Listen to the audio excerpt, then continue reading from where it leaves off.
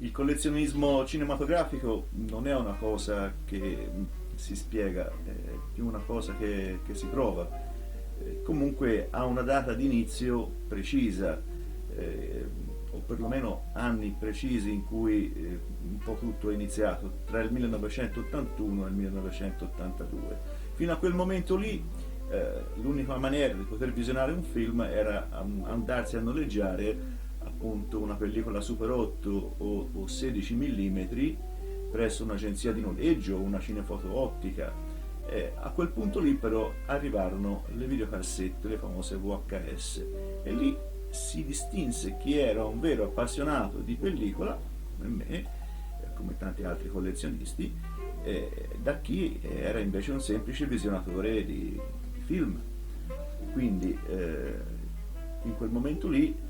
io fui costretto anche a decidermi a recarmi presso queste agenzie di noleggio, cinefoto ottiche che stavano volentieri disfacendosi di materiale di pellicole cinematografiche, e iniziando ad acquistare un po' a destra, un po' a manca diverso materiale, iniziò così il discorso del collezionismo cinematografico.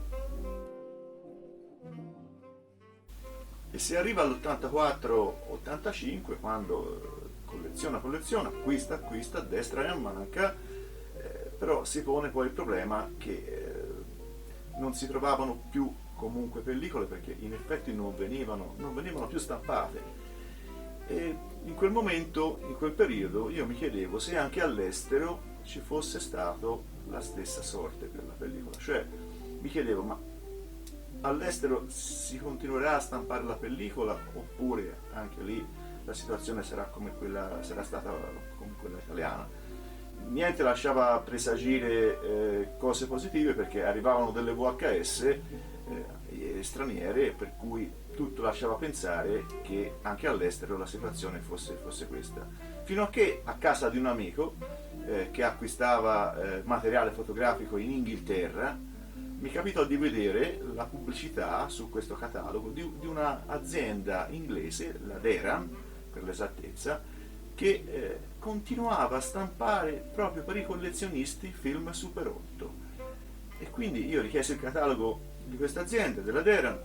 e poi subito dopo iniziai ad acquistare questi film, ma si poneva un altro problema, un problema non da poco, perché ovviamente la colonna sonora inglese non si prestava per poter visionare il film per un pubblico italiano.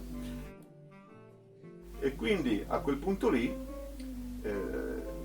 mi venne in mente come poter ovviare al problema con uno strumento che avevo già disponibile, la moviola, che mi sarebbe servito per prelevare il sonoro proprio dalle VHS, che erano le odiate nemiche che avevano soppiantato il Super 8. In questo caso prelevavo l'audio italiano per rimetterlo in sync sulla colonna sonora della pellicola. Eccolo, questo è lo strumento che ha salvato il nostro hobby, la moviola. La moviola consente di praticare il doppiaggio in sincrono in italiano di film acquistati all'estero, quindi acquistando un film in Inghilterra, in Germania, negli Stati Uniti, poi tramite la moviola si riesce a riapplicare il sonoro sulla pista magnetica della pellicola Super 8. Io credo di essere stato il primo in Italia a praticare questo servizio, anche non solo per me stesso, ma anche per amici collezionisti che mi inviavano film acquistati in Inghilterra, in Germania, negli Stati Uniti, che ovviamente avevano la colonna sonora in inglese o in tedesco, e quindi si risolveva il problema, si è risolto il problema, e tutt'oggi io continuo con questo metodo qua, al fine di poter poi avere il prodotto finito, diciamo, il Super 8 con la colonna sonora italiana. Poi ovviamente questo metodo sono riuscito anche a trasferirlo all'altro passo di pellicola, che è altrettanto importante, il 16 mm. Il 16 mm è stata una cosa un po' più complessa, Non esistono moviole come questa qui, come la Super 8, per questo tipo di pellicola. Quindi